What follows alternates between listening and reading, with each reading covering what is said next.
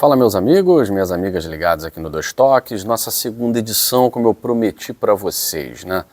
Campeonato Brasileiro chega ao fim da sua primeira parte, não chegamos nem ao fim do primeiro turno, para quem tem 18 jogos falta uma partida só, para quem tem 17, 16, enfim, vai ter que ver o calendário para poder realocar essas partidas que precisarão ser jogadas. O Flamengo, por exemplo, né, tem confronto contra o Mirassol, o Botafogo tem confronto contra o Vitória, então algumas equipes têm uma partida a menos, mas a primeira parte do campeonato se encerra e diz alguma coisa, né? É claro que nem todas as histórias estão contadas definitivamente, ainda faltam mais de 19 rodadas, né? Falta um turno inteiro e mais um pouquinho pela frente. Porém, já dá para perceber que alguns clubes têm a sua luta. Alguns clubes têm sua luta definida. Outros, podemos ter surpresas, né? Claro que todos os times que estão no Z4 não significa que os 4 que estão lá vão cair. Tem time que quer sobreviver, por exemplo. Eu pego a tabela aqui e vejo o Mirassol que tem 16 pontos, ele tem 17 jogos. O Remo e o Vasco, com 18 e 20 pontos, respectivamente, tem 18 jogos. Então, o Mirassol, mesmo que vença o seu jogo a menos, é difícil, né? Um jogo contra o Flamengo, ele chega a 19, ele passa ao Remo, mas não sai da zona de rebaixamento. Só que o Mirassol, ele pode voltar com outro ânimo, ele melhorou muito em relação ao Mirassol da primeira parte do campeonato. É um time classificado para as oitavas de final da Libertadores, né? É um time que está tendo uma reação no Campeonato Brasileiro, vencendo, por exemplo, o Fluminense. E a gente sabe que o time do Fluminense é um time muito bem organizado, é difícil de vencer o Fluminense.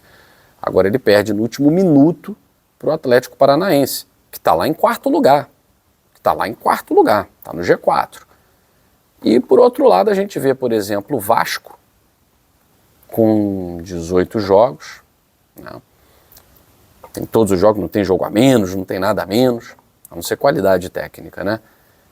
E vai passar 50 dias aí vivendo um inferno astral. Um inferno astral. O que faz com que o Vasco ele tenha esse peso maior no fracasso que tem sido o Campeonato Brasileiro? Porque a diretoria, o Renato Gaúcho, a comissão técnica, eles chegaram num consenso de que o Campeonato Brasileiro é a prioridade vascaína. A gente olha para a tabela e vê que realmente precisa ser, né? Precisa ser e muito a prioridade vascaína. Porque se não for, o Vasco está rebaixado. Ele tem que largar de mão a Copa do Brasil? Absolutamente. Ele tem que largar de mão os playoffs da Sul-Americana? Bom, o Vasco já tem tratado a Sul-Americana como o terceiro objetivo. Ainda assim chegou aos playoffs, né? Num grupo com 2 equipes abaixo da crítica. Audax Italiano e Barracas Central. E mesmo assim o Vasco quase se enrolou. Agora, focando no Brasileirão, poupando jogadores na Copa do Brasil e na Sul-Americana, que o Vasco botou reservas. A maioria das vezes reservas e time misto. O Vasco simplesmente, dos últimos 10 jogos, ele venceu 2. E é um time que luta. O que é mais intrigante é que é um time que é aguerrido. É um time que tem muita vontade. Mas é um time que não tem inteligência. É um time que não tem tática. Eu me lembro muito bem da vitória do Vasco sobre o Palmeiras. Eu fui aqui no Dois Toques, na contramão da galera, que eu botei que foi a vitória do coração. Porque o Vasco foi só coração. O Vasco não teve técnica, o Vasco não teve jogada ensaiada, o Vasco foi coração. Naquela vitória, na base do Bumba Meu Boi, na base do Cuiabano gol. O Cuiabano gol é aquele gol que o Cuiabano vai trombando com todo mundo. É o Cuiabano Ball.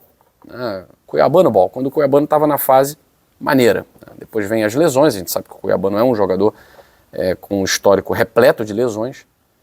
E na base do Cuiabano Ball vem o Cuiabano Gol, o Vasco venceu, a galera se empolga, tá? Calma, gente, calma, porque campeonato a longo prazo não é assim. E a tabela mostra agora o Vasco na 17ª colocação na zona de rebaixamento, tendo uma queda muito grande no seu rendimento. Nos últimos jogos, o Vasco tomou 4 gols do Internacional, 3 gols do Bragantino.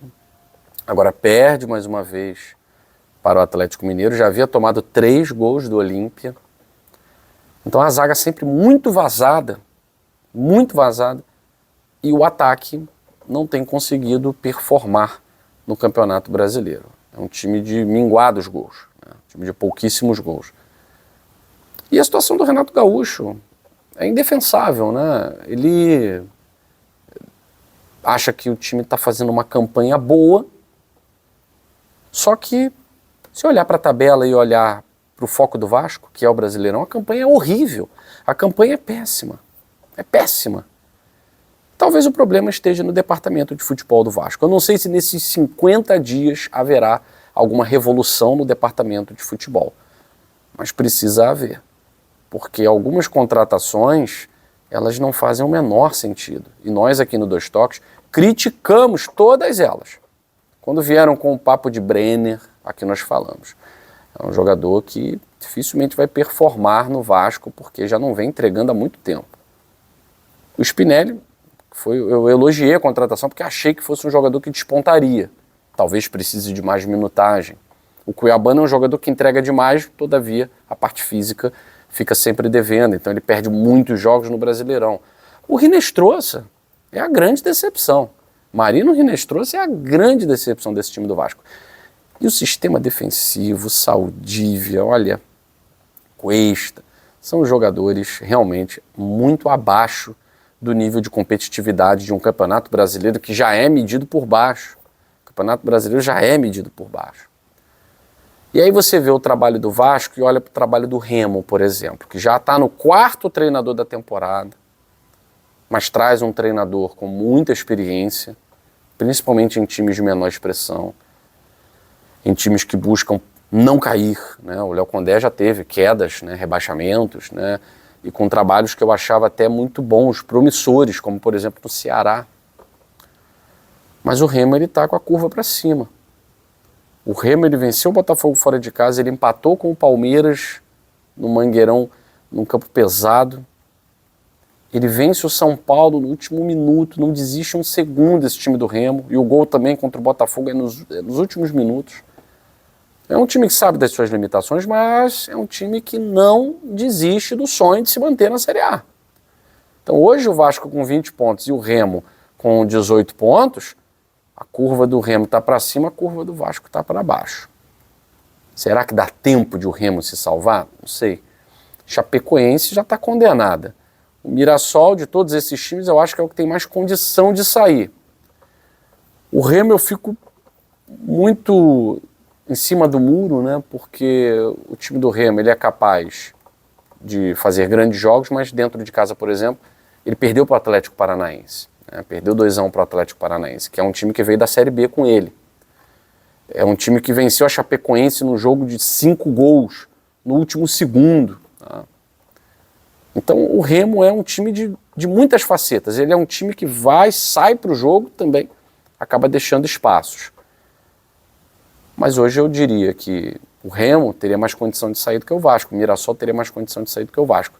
A grande questão para esses times menores é que 50 dias teremos aí, e os times de expressão têm condições de ir ao mercado e ter reposição de perdas, e buscar jogadores para melhorar um pouco o elenco, enquanto o Mirassol, o Remo, a Chapecoense não tem essa condição. Tá?